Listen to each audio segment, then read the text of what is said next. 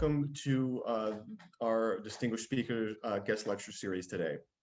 Greer and I, as co-chairs of the committee, would like to welcome you to our event, and we are excited today for our guest lecturer, Megan Cornell of Momentum Business Law. Before I welcome Megan to begin speaking, I would like to welcome Professor Awad to give a brief introduction to Ms. Cornell. So Professor Awad. Thank you, Greer, Sean, and thank you for Western Law Distinguished Speaker Committee for organizing this event. I have the pleasure today to introduce our guest speaker, Megan Cornell. Megan is the founder and CEO of Momentum, a boutique business law firm in Ottawa, a firm using innovative technology solutions to effectively and economically provide legal advice to its clients. Megan has represented over the past few years large and small companies, local businesses, and foreign-owned companies with Canadian subsidiary in various sectors.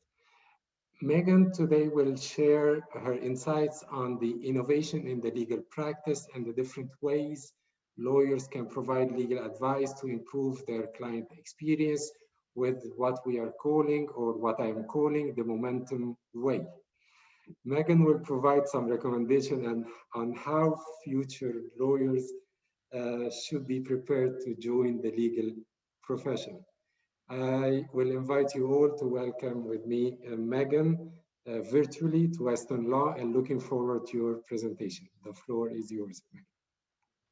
Thank you so much for that kind introduction. And with your background, I feel like I really wish I was there with you in person. Although I know in reality it doesn't look quite as nice as it does behind you in your background right now.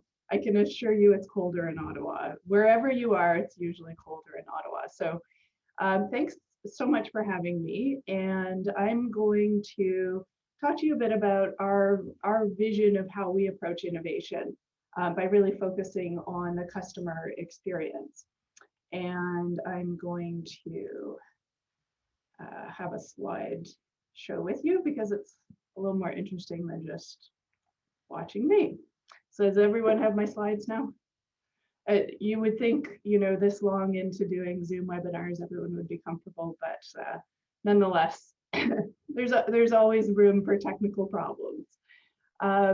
So let's get going, and then I would love any number of questions you want to ask. So that you can start thinking about yourself as you enter your legal careers and who your clients are going to be. So, of course, the first technical problem is changing your slideshow. Never fails. Okay, so I want you to picture, did my slides just change, by the way? Someone give me a thumbs up on our team. Okay, I was on a webinar and got about 5 slides in, only to be being told no slides were changing. So, okay, I want you all to picture something that I'm pretty sure that you have experienced. You walk into your local coffee shop, the barista that is there behind the counter smiles, she recognizes you, he prepares your drink, they know exactly what you want, they have a little banter for you, and you leave that moment. It's usually one of your first interactions of the day, and you leave that interaction feeling taken care of, and like somebody in one small part of your life knew exactly what you needed and delivered on it. And let's forget the times when it's horrible and there's a big lineup and they mess up your drinks. The really good experience, that feeling that you get when you have that customer experience. Next, think about that feeling that you get when you walk into IKEA and IKEA tells you they are going to solve every problem you have. They're going to take what they can provide and they're going to show you exactly what your world will look like if you use their solutions. And you walk around and you think, wow, my life is going to look exactly like this if I let IKEA solve my problems.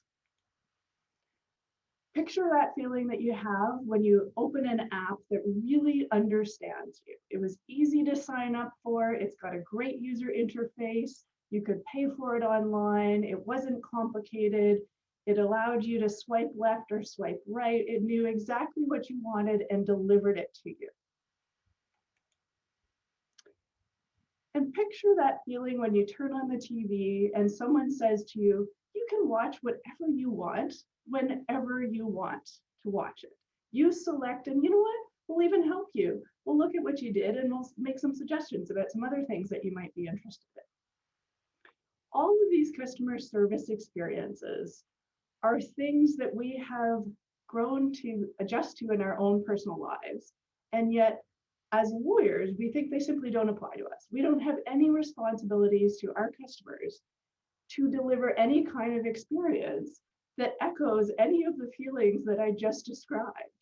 And there is this mystery about being a lawyer that suggests that we're allowed to just do things the way we want to do them and the way that suits us, but doesn't respond whatsoever to how our customers want to do it.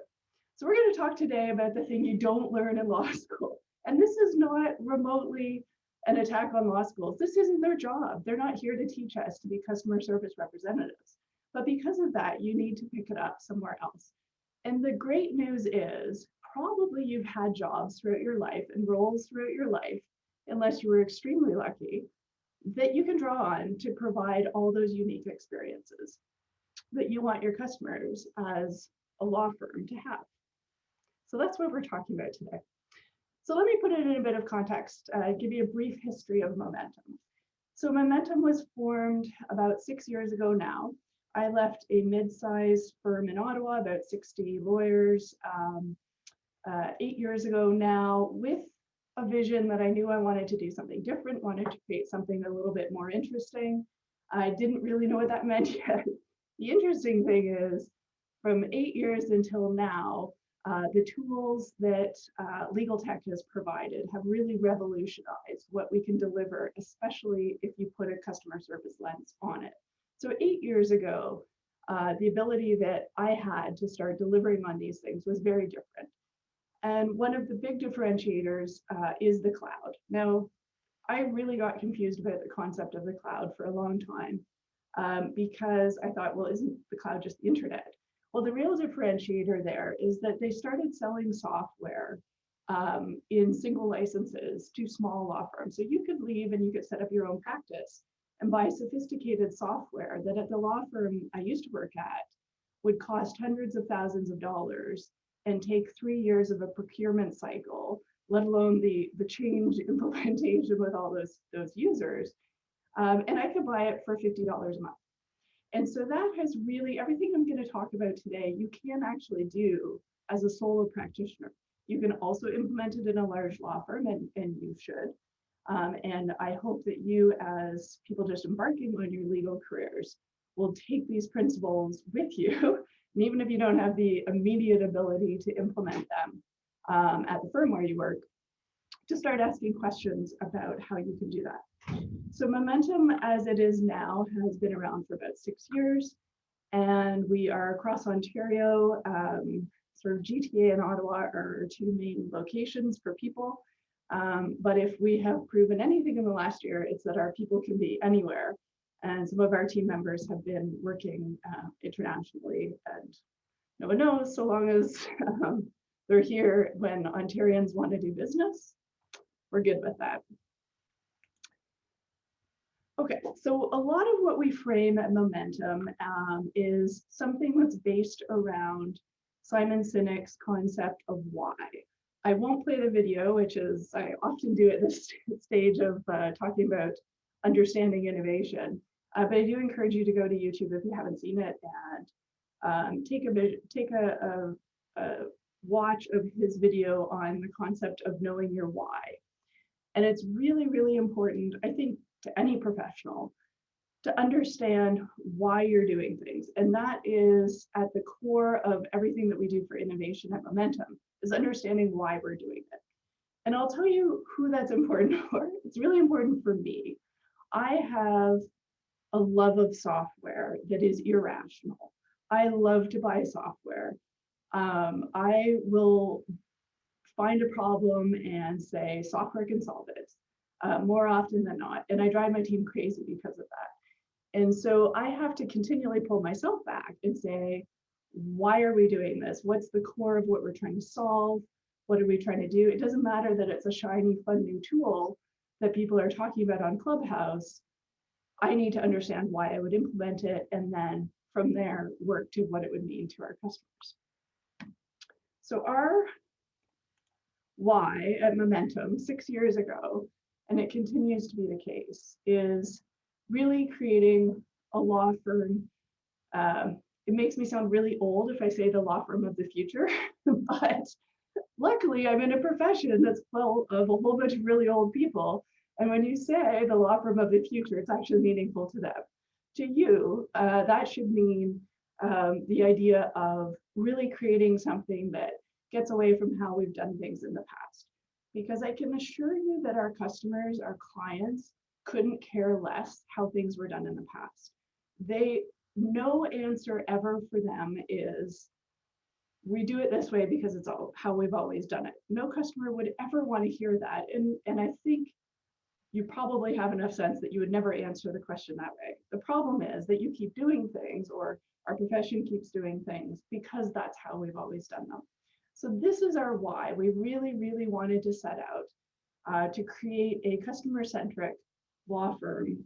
We'll call it the law firm of the future, just because it makes me sound as old as I am.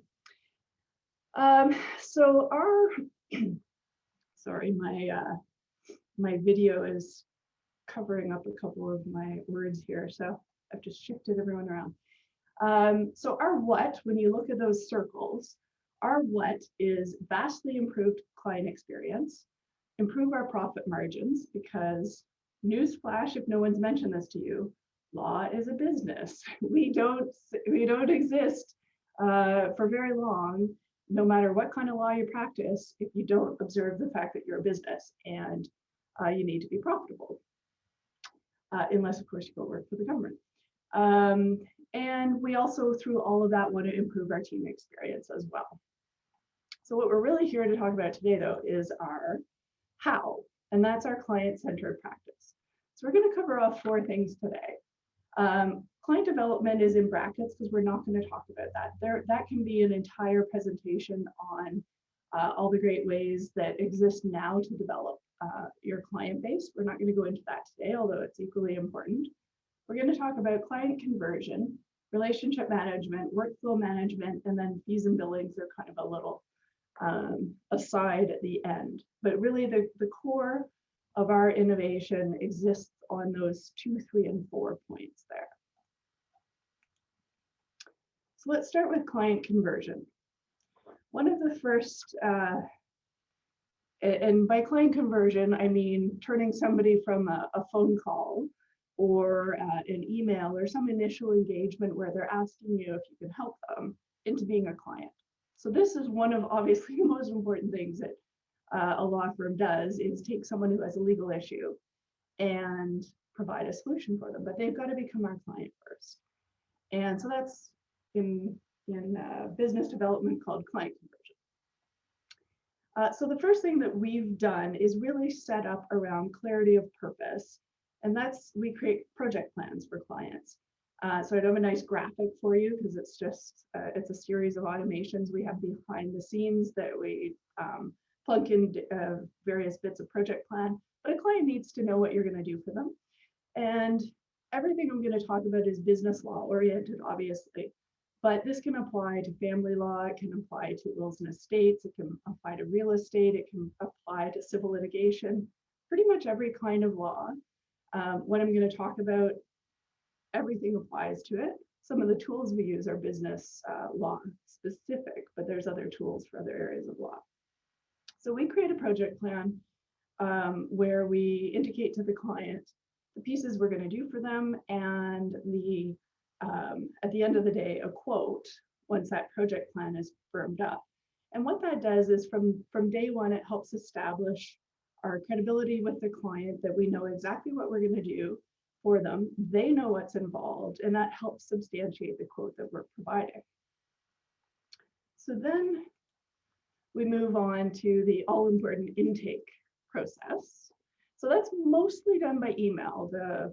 The sort of quote and project plan piece is mostly done by email, although like I said, it's sort of automated behind the scenes, but the client receives it usually by email. Sometimes the project's big enough that they get like a whole big, fancy, pretty looking project plan, but for the most part, that isn't necessary. So we use software to make sure that our intake process is excellent. The client follows through signing up this way, and we have automated retainers that we pull from. We use a system called Clio Grow. It used to be called Lexicata, so some of my images have old pictures, but there's lots of different software out there for this. And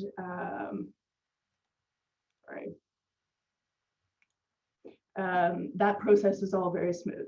Let me describe to you how this process worked when I first started practicing.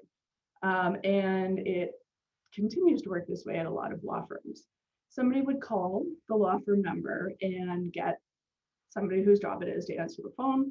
They would say, okay, we'll set up a meeting. You'll need to come in and meet with someone from our team. We have appointments 3 weeks from now. You'd come in and you might bring some papers and you go away, and then you get told, okay, we can do this for you, but you need to come back and sign this paper retainer. And then you need to come back again and bring a check for your retainer fee, etc. We can do an intake with a client in 5 minutes. They provide their ID online. We've usually had an actual conversation with them, but sometimes not, because the person that's referred them, like their accountant, for example, we have a relationship with, and they're acting on their accountant's recommendation. So we just have a digital exchange. So that's all about how, if you think from a client perspective, and the last 12 months in particular, we did all of this pre-COVID, by the way. This was all how we operated pre-COVID. But nobody wants to come in to meet with you unless they're part of about the 5% of people that like to physically come, look you in the eye, shake your hand. For the most part, that's a big waste of everyone's time. And especially if they're talking to 3 or 4 different law firms, because they have different referrals. If you can make the process really customer friendly, you can smooth out this entire very critical piece where they're first getting to know you. So then the next stage is relationship management. And this is really where some of the tools don't even have to be law specific. They can be any number of different consumer pieces that some of which you might interact with in your personal life that you are going to integrate. So one of the easiest things that we did, and we did this in about 2016, the first time. In fact, I noticed people on here who don't even work for Momentum anymore. And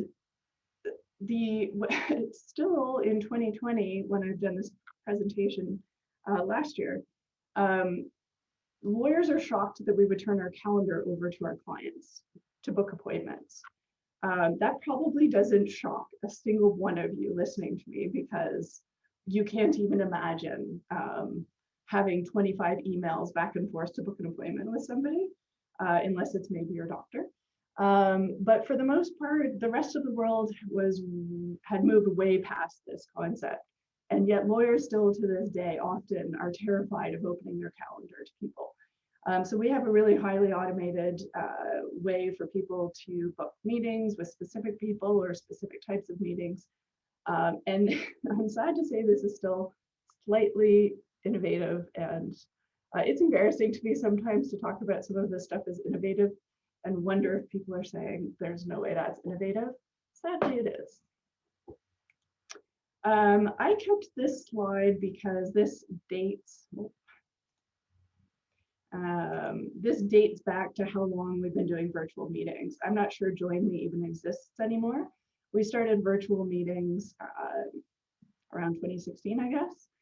And at the time, you know, it was extremely revolutionary, and clients loved it. 12 months into COVID, I'm delighted to say asking someone to meet with you virtually is de rigueur, and some people we're big Microsoft Teams users. We don't even use Zoom anymore. We went from here to Zoom to Teams, and for the most part, you might have people stumble over Teams, but if even the grandparents figured out Zoom, we're good to go. The grandparents figured out Zoom, so it's good. So these are all kind of relationship management pieces. The next thing that is really, really important from a client perspective is digital records. I will say, by the way, Bashtanga is a corporation that I own. You'll see them pop up. I'm not sharing private client information. This is a product we use called Clio. This is our client management system, and Bashtanga I own. So we make sure that our clients have access to all their records. Again, it's a bit embarrassing to call this innovative because most of you have grown up with Google Drive and Dropbox and everything else. It is still, sadly, a little bit innovative in law. And so our clients have access to whatever records we give them access to. We give them to their accountants or other stakeholders as well. And this, to me, is baseline. This should not be innovative at all. From a corporate practice point of view, we don't have digital corporate minute books anymore. And all of our corporate minute books are kept in Clio. And that is, I'm not going to say extremely innovative, but there's still a lot of people with digital minute books or hard copy minute books around. And at the same time, there is a rise of about 3 or 4 Canadian only, let alone elsewhere in the world, online document management minute book systems being created. So this is where law is slowly catching up, but it's still a bit of an uphill battle. And then just still on the relationship management piece, this is our client feedback survey. It goes out with every single bill that we ever send to a client. We ask them to reflect in 5 easy questions upon their experience with us. Even clients that we send a bill to every single month gets this, and every once in a while answer it, which is great.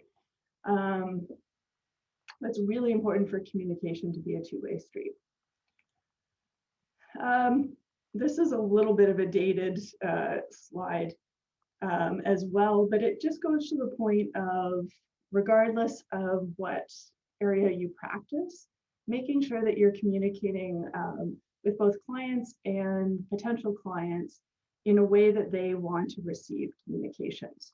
So for us, being a business law firm, we know the channels that people pay attention to across all of our client bases, and we communicate slightly differently on each one, including with email. If you have a practice that is geared towards people that don't have access to these sorts of channels of communication, it's not that you can't be innovative, you've just got to find the right way that fits your practice and who your customers are. So equally, don't use Instagram if you have clients that are seniors and aren't on Instagram. That's not a good way to communicate with them, obviously. So you can't, that's a perfect example of, you can't say, this is how I want to communicate with the world. You have to say, who are my clients and my customers, and how do they want me to communicate with them? Okay, this is workflow management is where we get really deep into the tech. A lot of the relationship management stuff is enabled by technology and made better by technology, but it's as much about the relationship between you and your customers as it is about the tech. In the workflow management pieces I'm going to go over here, they're very tech heavy. The bad news I have for you about this is chances are your clients are not going to care about this. And this is heartbreaking for me. I literally spend 7 days a week caring about this stuff. And as I said, I've got a bit of a software problem, and I love to buy software and try new software. We'll get asked the question, well, what makes Momentum different? Why are you better? And if you reply with, well, we use lots of technology, which makes your experience really great, it's going to resonate with a few people, but for the most part, it does not resonate. And so you have to be innovative for the sake of being innovative. And that's why I say you always go back to how is the client experiencing this? So the first thing that we ask when we're going to implement a new process is this going to touch the client experience in some way? is it going to be positive, and how is it going to affect our team experience? And if both of those things aren't good, the client experience and the team experience, then we really have to seriously consider whether we're going to implement it. Then we look at cost and the sort of mental overhead it's going to take to implement it. And we assess all those things to decide if we're going to do it. But for the most part, we have to answer the two questions of customer and team. And are these things even worth learning anything more about? So this is effectively what I've just said. We are always looking at the client experience. Now, on the process side, we document, we have our processes heavily relying upon technology, but often we're describing something that's not technical in our process. And so your process improvement and looking for innovation doesn't have to be technology based.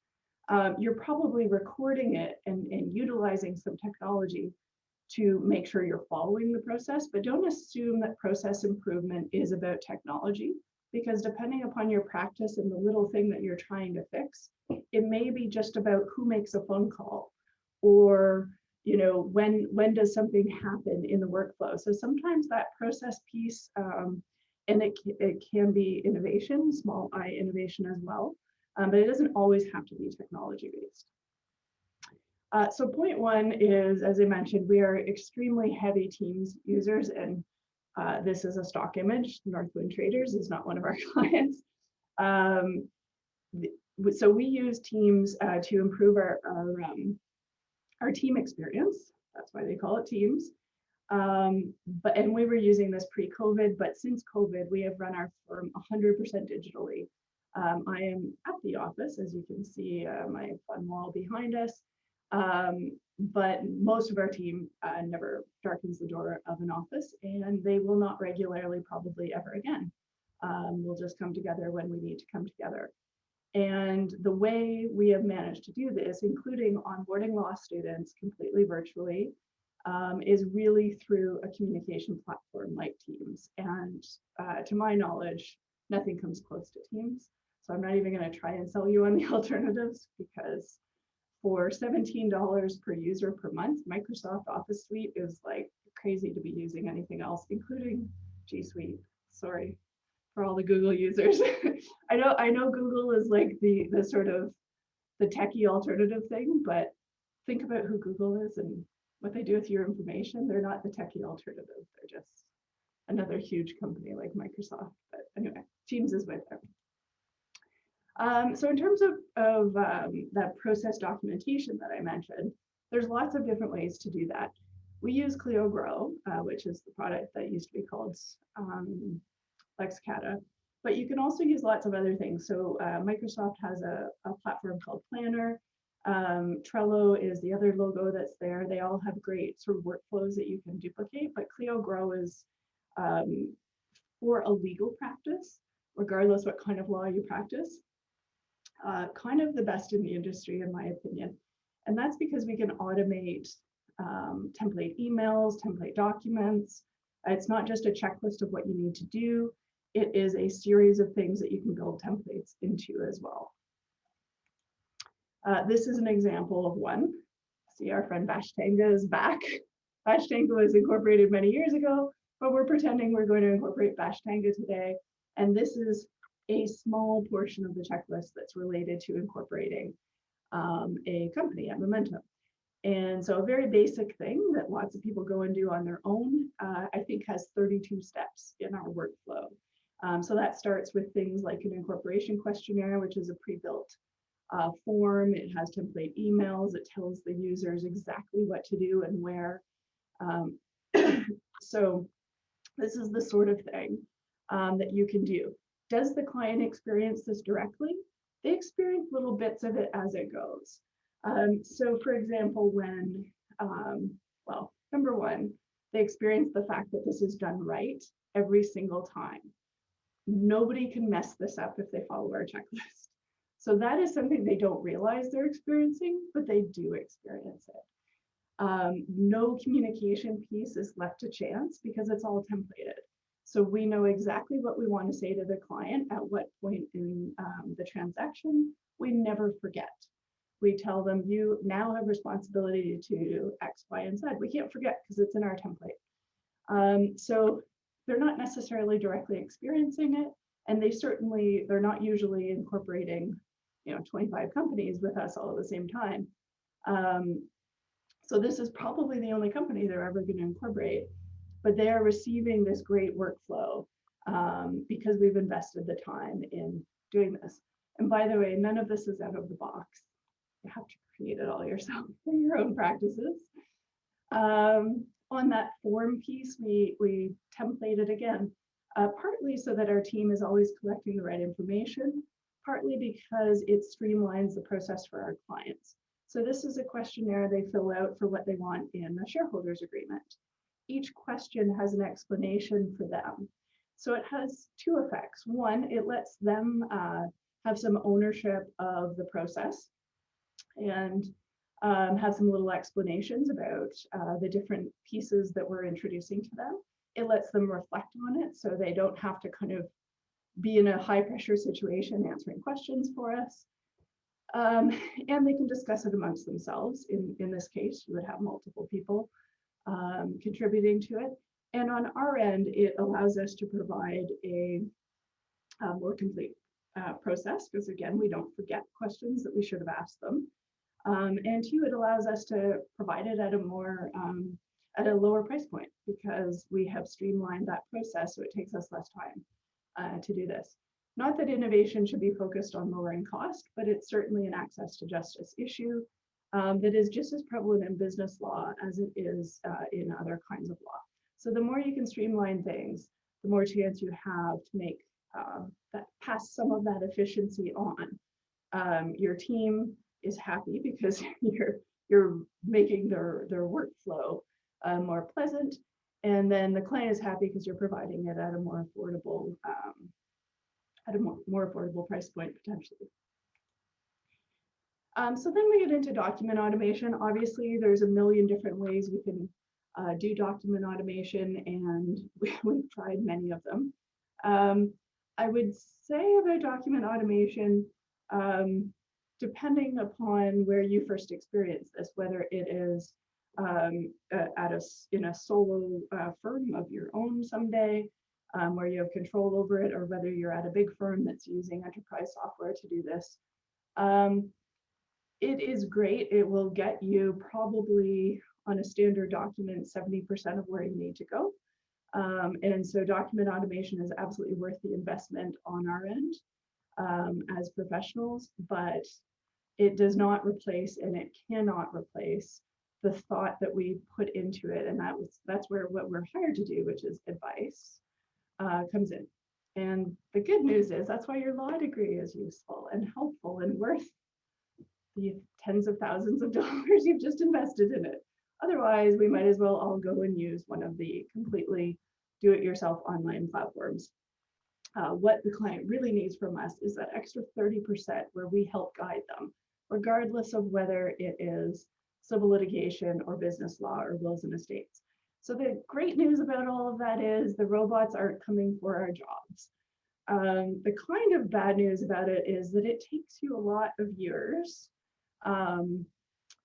to develop the expertise to give the guidance. So you come out of law school with a great chunk of knowledge and never ever discount that knowledge. But you need to very quickly be learning the practical side. So you can't just, unfortunately, rely upon the robots to do all the work. Here's just an example of a really simple process that we did in Clio Grow, so we can pull information from Clio to populate documents. That's one of the several systems that we use. A big part of having a good client experience is electronic signatures. And thank goodness for the last 12 months of convincing everyone in the world that this is okay. We used to have big fights about it. My memory of 20 years of being a lawyer involves huge rooms full of closing documents and people walking around and signing 8 copies of everything, of wet signatures. Thankfully now, almost exclusively, people will accept digital signatures. And we have legislation that says you're allowed to, which is great. Okay, I'm just going to give you a little view into some of the products that we use and why we use them. One is Athenian. This is one of those Canadian companies that is creating online digital records. So we use them, and actually, big secret is we use a couple different ones because we're not completely committed to any of them yet. But Athenian's a great example of one. They're pretty corporate focused. Deal Closer is another one that we use to close transactions. They're Canadian as well. Their main competitor in Canada is one called Closing Folders that got bought by iManage recently. We have accounts with both of them right now. But this is a game changer from, at best, the alternative was emailing documents around. This whole platform compiles all your documents, electronic signatures, lets everybody know that everything's happening.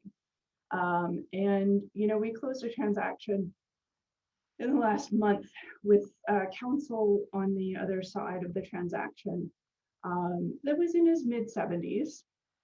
And when he was called to the bar, I sort of gave a great sigh and said to my associate, okay, well, we're really going to have to, you know, encourage this guy to use this system. And our clients were a little bit younger. His client was about his age. And lo and behold, he was super enthusiastic. The entire thing went completely smoothly. He didn't object at all. Both him and his client had no problem using the platform. So I believe this is not that innovative anymore, maybe. I still get told constantly, oh, I've never used X, Y, and Z. And let me tell you, I get told that by all the big firms. This isn't something that's about, if you are at a big Bay Street firm, you use all this technology. Trust me, it's not necessarily the case at all. And you can ask why if you care. Kira is another product we use, another great Canadian product. We're not obsessed with Canadian products. People build great Canadian products. Kira is a document review. So if you're interested in AI, Kira uses AI to read documents and tell us what they say, put simply. So it's good for due diligence if you're in the corporate world. Dealmakers, another one, another great Canadian product, and it's for closing financings. So it deals with money as well as all the documents being signed for a financing for your client. And I said I'd just say a quick word about fees and billing. So the platform we use, Clio, allows us to send out really with about 2 or 3 clicks, send accounts to clients. We actually send accounts to clients the minute that the work is done or at a regular billing point that we've agreed to. That is one of those process things that's quite innovative. What it was in response to was my complete hatred at the firm that I worked at, with the first 3 weeks of every month being spent getting bills out the door. Everyone hated it. And if you start working at a firm and you see that, start slowly trying to change the culture around that. Clients are happy to pay bills when you have just done the work for them and they're reflecting upon how great that work was. If you don't send that bill for 3 months, guess how long they're going to take to pay it? So the benefit of having to start a small firm from scratch is you start worrying about those things and you think, I don't want a client to take 6 months to pay me. So just the process innovation around billing is important. But then the other thing that I think is just insane is not taking online payments. I would say 3% of our payments come in by check, and we strongly encourage people to pay digitally, and it shouldn't even be a question, but some firms only accept payment by check. So I think that's the end of what I wanted to say, so I can answer some questions. I've got time. Amazing. Thank you so much, Megan. Thanks for speaking with us today. I'm joined now by Arthi, who's our co-host of today's event. Arthi is the Legal Innovation Intern and Ambassador for Momentum Law, and she helped design the Student Legal Innovation Association here at Western, and her team helped us to organize today's event. So the two of us will now take some questions raised by the audience. If you have any questions, you can put them in the Q&A, but I'll start things off. Our first question is from Kelly, and she asks, what do you think will be the long-term advantages of the COVID tech boom on the legal profession? So I think they sort of popped up a few times in what I've just been saying, in that there used to be a resistance, and it wasn't age-based by any stretch. I don't want to suggest that, to things like virtual meetings and digital signatures and digital closing platforms, and translate that to whatever area of law that you're in. I was participating in an innovation event put on by Ryerson on Saturday, and the Chief Justice of the Superior Court was asked a similar kind of question. Are the changes to the courts, likely to unravel in the next, year or two? And he said, absolutely not. This is permanent change. And he said it with such conviction. And I thought that was really important to hear from the Chief Justice of the Ontario Superior Court. And I think that much like many aspects of our life, it made us realize that there was perhaps a mental barrier to learning certain things, but once we learned them, we realized all the benefits. So both us and our clients not having to travel to meet each other, it's such a baseline, simple concept. But just like we all got sick of commuting to our offices, although I live a 15-minute walk from my office because I got to choose the office location, most of us are in no rush to go back. In the GTAs, losing 3 to 4 hours a day of your life to commuting is now, nobody can process why they put up with that as part of their lifestyle. So much like that, things like getting together in a room to physically close a transaction together or do a discovery. Now, the civil litigation stuff, I obviously, we don't do civil litigation at all, not even commercial litigation. So I can't speak to that. I think it's a really interesting idea because there's so, are you losing something by not being able to read body language, being in the same room? Somebody's camera goes off. My kids in virtual school told me that even kids figured out very quickly that you just claim, oh, my camera's not working when you want to go do something else. So maybe we would lose some stuff like that. I don't know about that, but I can say in business law and solicitor side law, these changes are absolutely permanent. And I'm really pleased to see that people I used to struggle with to get to do things the way we like to do them have accepted that it's a good way to practice. Hi, Megan. So we have another question from the Q&A. So someone asked whether your firm's lawyers have been able to work abroad, and if applicable, how you manage conflicting time zones or asynchronous work. Great question. Yeah, our team members have spent time in Africa, in South America, and we just basically say no problem, but we're operating in the Eastern time zone, so go where you want, we don't care, but Eastern time zone. And that's because we're lawyers to Ontario entrepreneurs, so we need to work when they work. And so and actually some of our team has been on the West Coast as well, even just that 3-hour time difference. That's sort of our rule, is this is the time zone we work in. I personally work really, really early in the morning and am not interested in working after about 5 p.m. if I can avoid it. And so we all have little things that sort of in our personal life that even if we weren't in another continent, we would sort of want to observe just because that's how we work. And so we really try and accommodate those pieces as well. But it has not been an issue once in the last 12 months, I'm thrilled to say. Thank you so much. We have another anonymous question, and it is, what about the culture of the legal profession do you think makes it typically slow to adopt innovation and change? Do you think that COVID has changed this at all? So I used to, if you had asked me that question a year and a week ago, I would have said the biggest problem the legal profession has for adopting change is that historically speaking, we have a concept of how lawyers make money and sort of billing practices that operate in only a certain way. And so, particularly in law firms. And so it was a big struggle to suggest that efficiency, which would naturally reduce people's hours of work on a particular project, was a good thing. So I'll give you an example.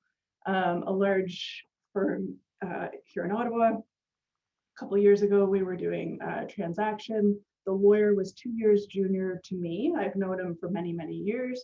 Great guy, smart. I said, we're going to use, at the time, I think we were on closing folders. We're going to use closing folders to do this transaction. He said, absolutely not. I refuse. I would have to bill my client to learn that software, and I'm not doing it. Whoa, that is so unacceptable. And we exchanged hard copy documents and wet signatures, because that's the other piece of what I'm talking about. We can't jeopardize a transaction by insisting on doing something the way we want to do it if the other counsel is not willing to do that.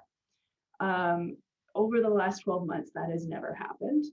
I think what is slowly filtering down, and I'm not sure if COVID was the reckoning on this or not, is that lawyers don't have to quantify our value by time. At Momentum, we have a mix of both. When I started Momentum, I said, we will never docket again. If you have been in a law firm and you've docketed, imagine a life where you don't have to docket every 6 minutes. And it's like this wonderful idea. We didn't docket for the first year of the firm. We said every single thing is a flat rate. And if it's a bigger project, it's just a series of flat rates combined into one thing. That did not work. I'm sad to say, because a lot of what our clients need from us is that advice piece that I mentioned earlier. And it is very, very hard to quantify giving advice in anything other than our time. It's not to say you can't come up with, I'm going to do the air quotes, innovative ways to value that. You can say someone's going to pay you X amount a month, and that's going to entitle them to X amount of advice. Those are billing innovations. Those are not practice innovations. So everyone that talks about, oh, we're so innovative, we do fractional in-house counsel, that's just like a way to quantify our time. That's like, there's nothing sexy and innovative about that. But the story that I would always hear was, the resistance to technology was, I'm going to bill 100 hours of associate time at $350 an hour to look at those documents. I don't want to use Kira to reduce that time by 3/4, because, like, why would I do that? I've got these associates. I have to like justify their salary somehow. And what is slowly happening in the legal industry, and I hope law students are, as you leave, you can, even if you're subjected to that kind of thinking, if you can commit to changing it in your practice over time, the client doesn't care that we spent 100 hours of associate time to review those documents. They care that we reviewed the documents, we assessed risk, we identified it, we mitigated it, and we reported to them. That is what they care about. So if you were going to charge $50,000 for due diligence, charge $50,000 for due diligence. It doesn't matter if Kira allowed you to do it in half the time. The value to the client is probably improved because you use technology, not lowered. So stop thinking about things like that in terms of time. It's just not as easy as it sounds in practice. So that's why I caution you in the legal innovation discussion that's out there publicly, is that people who only consult on legal innovation miss a whole piece of the puzzle that's related to practicing law. And so take everything with a grain of salt and say, even if that works in their thing, I might have to reassess how it works in our practice and how we would implement it. But listen to what they're saying and try and find the connections. If you're only focused on, you know, the billable hour is the root of all evil, etc. You're probably listening to someone who doesn't practice law anymore or has the sort of practice that is so niche that they're able to do things in a very specific kind of way. The vast majority of us need some kind of hybrid, and we can package stuff like our hourly time in a way that makes it very transparent and comfortable for clients. But that doesn't mean that we should discount that advice giving piece might be tied to our actual time. So sorry, you asked, did COVID do it? And I like went off on a tangent. Did COVID have enough of an impact? You know, I'm not sure on those questions whether COVID is going to be the differentiator. It was a differentiator on getting together in person and working in an office, 100%. And despite what our downtown Toronto office real estate people are saying, there is a fundamental reckoning there. It's going to take a few years to play out because leases are usually 10 years long, but it is a fundamental reckoning for sure. Thank you so much. So we have one more question. Do you use much of the 365 suite, or do you prefer other softwares for most of your tasks? If the latter, are you able to integrate that other software into 365 easily wherever you want? So we use 365 really, really extensively. And it is, sorry, I just realized you could probably get us back to our group. Sorry about that. So we do use 365 very extensively. Teams is set up that it integrates third-party software really well. So a good example of that is Teams, you can pull in Asana. So Asana is a software that does, not made by Microsoft, that is sort of a project planning software. And our marketing team likes Asana. There's things that Asana does that we can't do with any of the Microsoft, even Microsoft Project, which is a project planner, they don't like. So they pull Asana into Teams. So we're using Teams, but we have this third-party software operating within it. Within Teams, we have everything. Like I am considering how little I feel we spend on Microsoft. I must be one of their biggest champions in law. Like I can't believe what we get from those products. So we use it really, really extensively. Clio, recognizing that, has built a sort of reverse, the first step is sort of a reverse thing, but we now have teams centered around each client. So out of Clio, we can create a team where we have specific conversations just around a client. And we can actually add the client documents and everything in there if we wanted to. And that's really powerful because it allows an organization that email just can't. Email is overwhelming. And so having teams to have those client-specific discussions is really powerful. We also use a product called OneNote, which seems really silly and basic, except that we've prepared it. I would call it like a franchise manual. So our team has basically every single thing you can think of doing at the firm, whether it's for a client, whether it's accounting, whatever, is really, really carefully built out in OneNote, including the template documents we use, what workflow we would use, etc. In OneNote, we actually played around with other software. We started building out on a platform called Notion first, and then we said, we should just try OneNote. Sure enough, it's amazing. And it's really, really powerful for our law students, actually, because especially in a remote environment, they can go to the page on how do I prepare an employment termination and see videos that we've recorded. And we even sometimes, obviously with client consent, will record like an intake interview so they can watch those intake interviews that we've done, like real ones, not fake ones. All of that is sitting in OneNote. I live in fear of OneNote somehow dying and disappearing. So yeah, Office 365 is a truly phenomenal suite of products, and I don't have anything in the game other than I love using it. So. Awesome, thank you. I think we have time for just one more question. This one comes from Robert, and he asks, is your data mostly cloud-based, or do you maintain your own servers? If you do store in the cloud, what are the concerns you have regarding the protection of client data? Great question. Very interesting one this week. So we are 100% cloud-based now. The only product we had that was not cloud-based was that corporate minute book system. And we went off of that in 2018 as these other products came online. So now we do not have a single product that's hosted locally. And thank goodness for that. The products we use, we always vet for security and data privacy. The reason I say it's an interesting question this week is because it would probably be difficult for you guys to find it, but it was very public for users. Fight between Clio and one of their integration partners that we rely extremely heavily on both.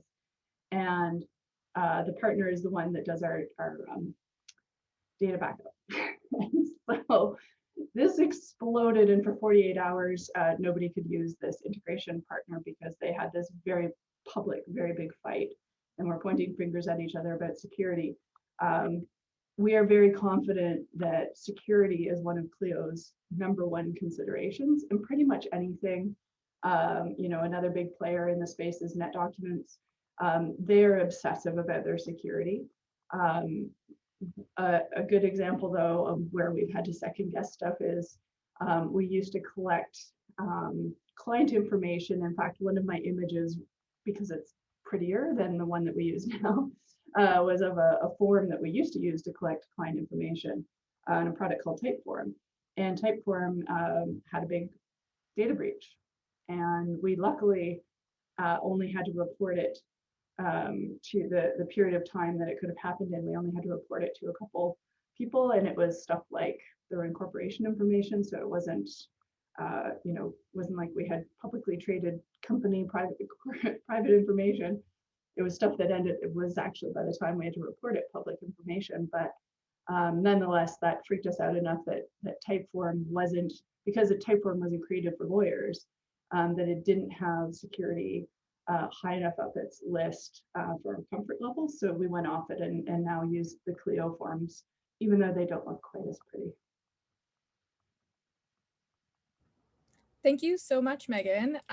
We just want to give you a huge thank you on behalf of Western Law for volunteering your time today to speak. It's quite the commitment, but as I mentioned, or Greer mentioned earlier, I've had the personal experience of working with Megan at Momentum this past summer, and it was fantastic. I was able to use many of the cool software she talked about today and how they can be implemented into the everyday life of a law firm. So hopefully some of you have also heard of the Student Legal Innovation Association Greer mentioned, one chapter of which is here at Western that was created this year. Again, Megan truly out of the kindness of her heart created this project to bring legal innovation kind of to the forefront, bring students into the sphere, access this huge network of like-minded people. So legal innovation, again, is really about doing things differently, creating change, and hopefully Megan has shown you exactly how this change is possible. And the goal of today's event and our collaboration with the distinguished speakers was really to remind students that you are legal professionals of tomorrow and to encourage you to take innovation in your mind when you go into your future careers. Again, Megan is certainly the most motivated and inspirational speaker you could have had on this topic. So thank you again. And to show your gratitude on behalf of Western Law, we'll be sending you a surprise gift to your door. And we really appreciate you sharing your passion and knowledge today and getting students excited about legal innovation. Thank you so much. As you can see, I kind of like talking about this stuff. And even more so, I like talking to students about this stuff. And as Arthi said, it was really our concern that we wanted students to feel excited about legal innovation because, we know how easy it is to get lost into just, I need the job, I need to pay back my student loans, et cetera, et cetera. And it doesn't mean you have to be this like dog whistle, screaming innovation, but when you have it in the back of your mind, you will, maybe adopt a few things quietly on your own and then start promoting it. And that is wherever you're working or when you start your own firm. And that is really the beginning of significant and lasting change. So thanks. And thanks, Arthi, for all your work on the project. We love it. Of course. Thanks so much, Megan. Okay, thank you. Have a great, good luck everyone with your exams.